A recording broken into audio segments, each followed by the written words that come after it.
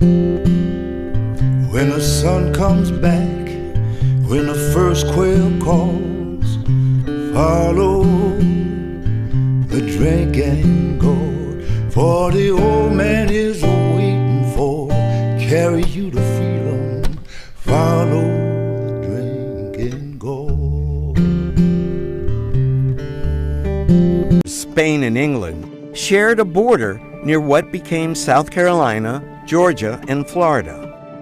Any slave who escaped to Florida from the British colonies was granted their freedom.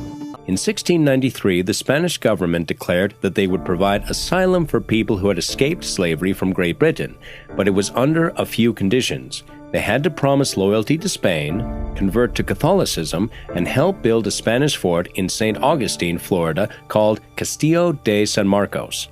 The people began coming in 1678, but by 1738, there were more than 100 refugees, and so they decided to make a community as the northern defense line between St. Augustine and the English, thinking that the former slaves would be the best first defense.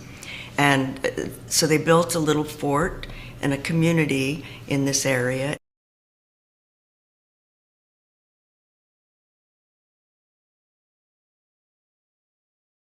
The Spanish saw this as a strategy to build up their forces against Great Britain. If they could create a free black community, they would not only have more people to fight against Great Britain, but they would also disable the British plantations because their workers would leave.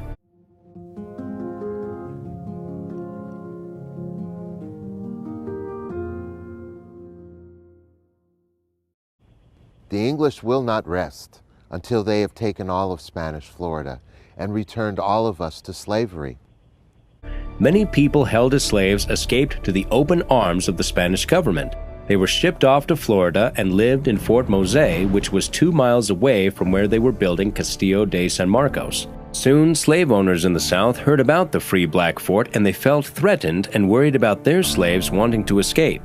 British General James Oglethorpe and his troops seized Fort Mose and destroyed it. In 1752, the fort had been rebuilt and many freed slaves relocated to St. Augustine. It is said that Fort Mose was an early site for the Underground Railroad that helped people escape slavery. And it was inhabited by the escapees, and also many of them were married to Native American women, African women who had escaped with the group, and some were married to either male or female enslaved Africans in St. Augustine. It was a very fluid kind of community.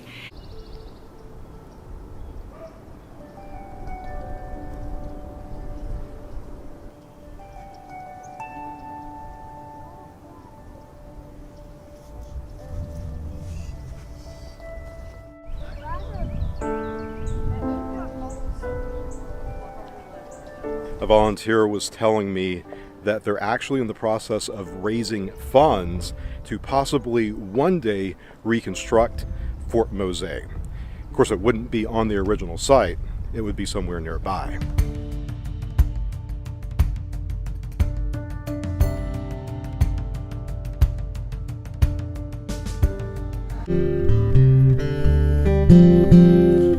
Well, a riverbank is a mighty good road. Dead trees show you the way.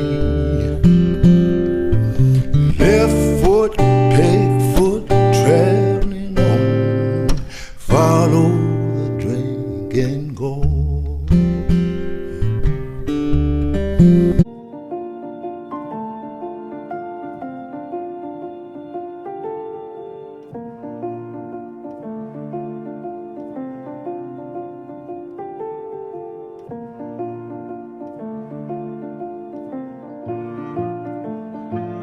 An alliance unlike any that had ever been seen before began to form between Native American Seminole tribes and escaped black slaves.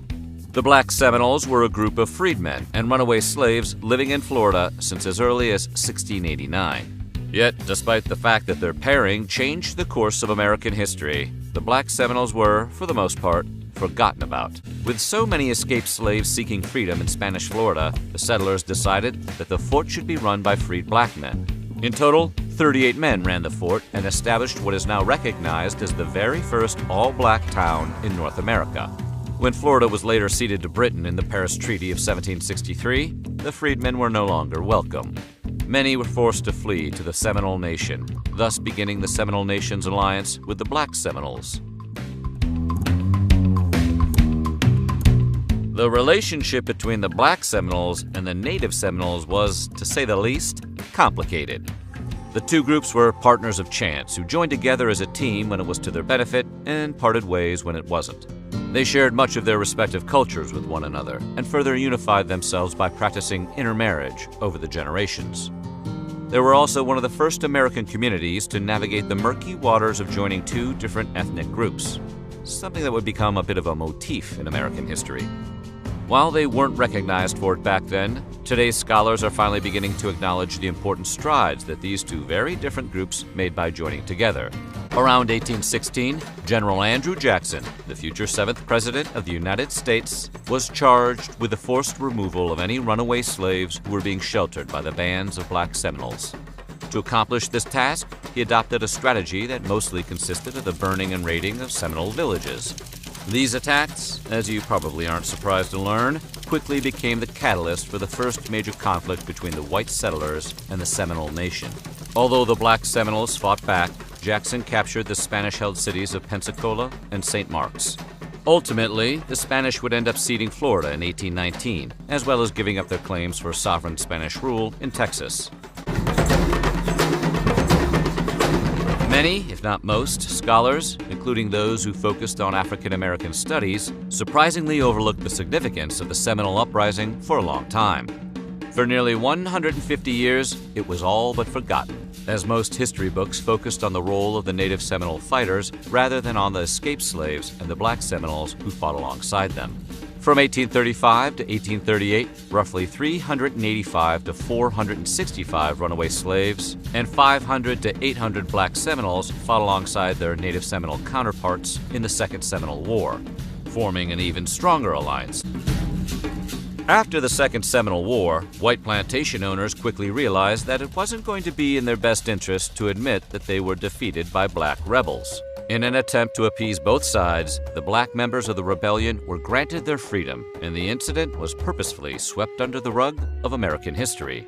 Although slaves had been granted their freedom in other situations, this was the only time before the Civil War where freedom was granted to runaway slaves. The escaped slaves who fought in the Second Seminole War were largely forgotten by history. It was in the plantation owners' interest to downplay any occurrences of slave rebellion, particularly those that were successful, so that other captives wouldn't try it themselves.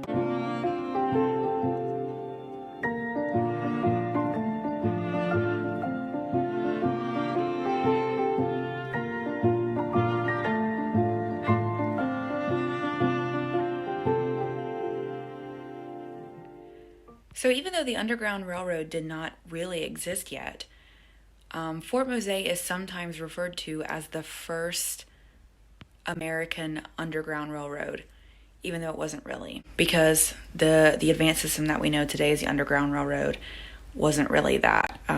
Slaves just had to get to Florida all on their own. There weren't really usually conductors or anything like that to help them, so it was a really, really scary journey.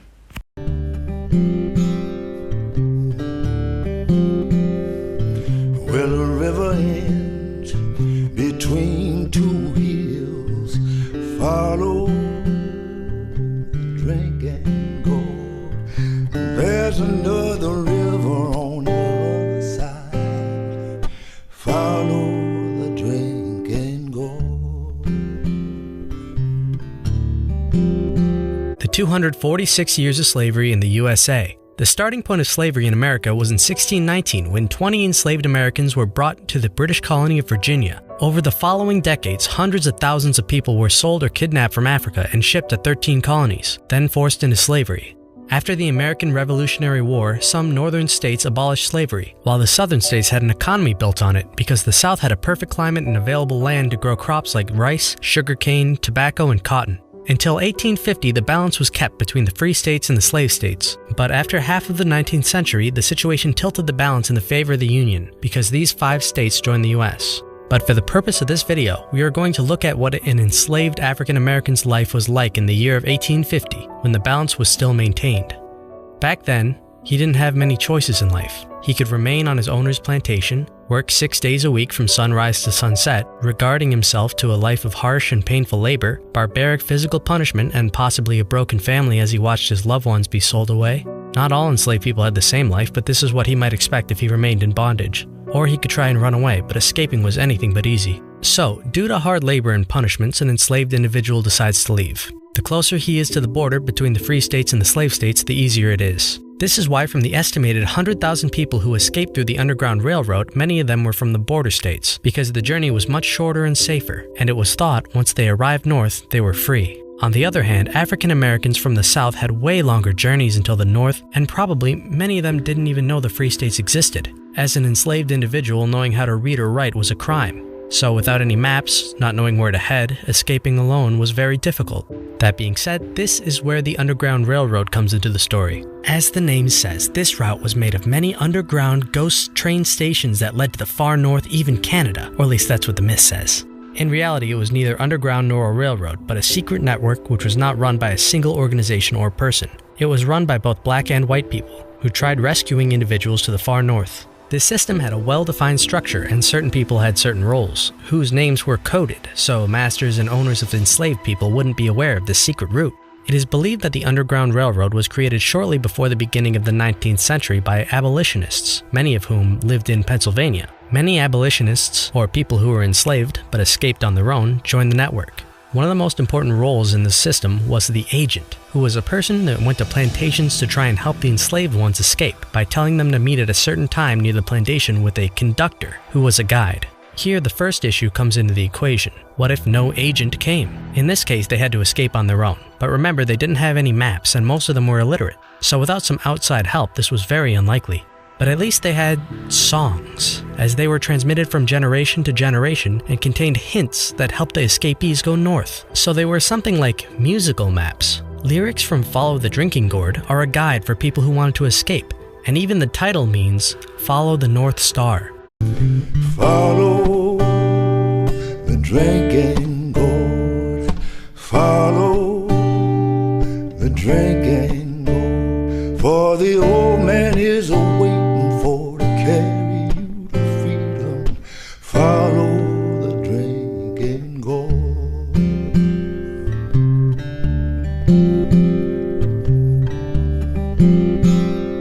So, if the enslaved is alone, that's kind of the only thing that helps him. He had to leave at night and travel until the sunrise, rest in the day, and then again, when night came, follow the North Star and moss on trees to go north and hope for the best. Although going alone was not the best option, if one wanted to escape from bondage, he had to go on his own, or wait for an agent to come. But he wouldn't know if somebody would ever try and rescue him. And if somebody came, how could the enslaved individual know if the supposed agent was trustworthy?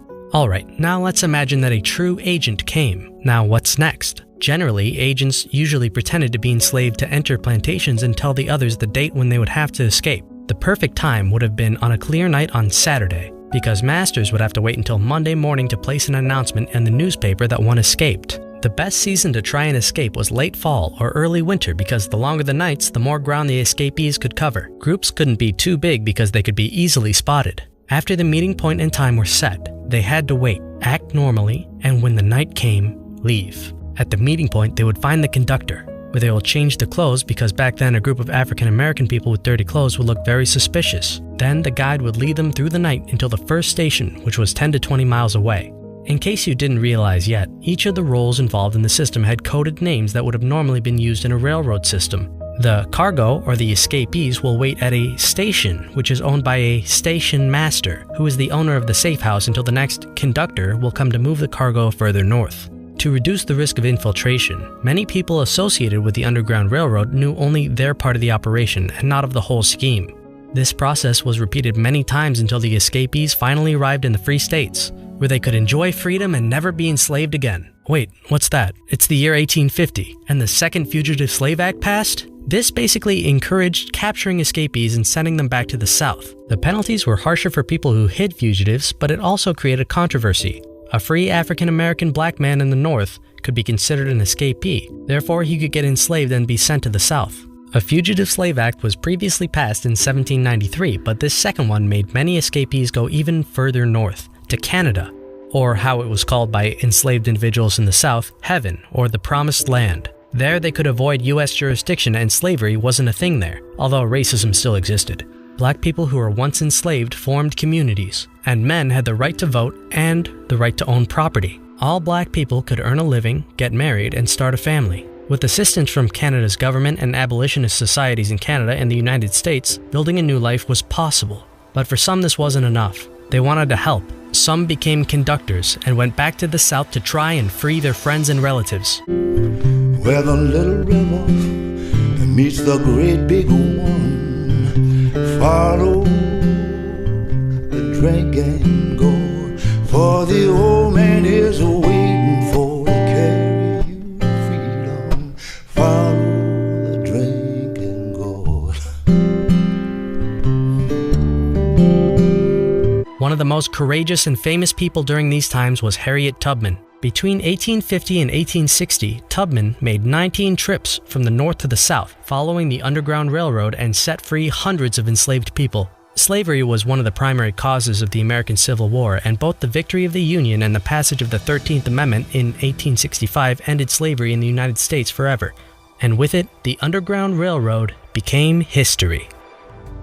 Given a chance, people will help each other. Given a chance, people will work together. Children don't grow up having issues. They are taught those issues. And if people in colonial times could band together and defeat a far superior enemy, then that tells me anything is possible. For the old man is away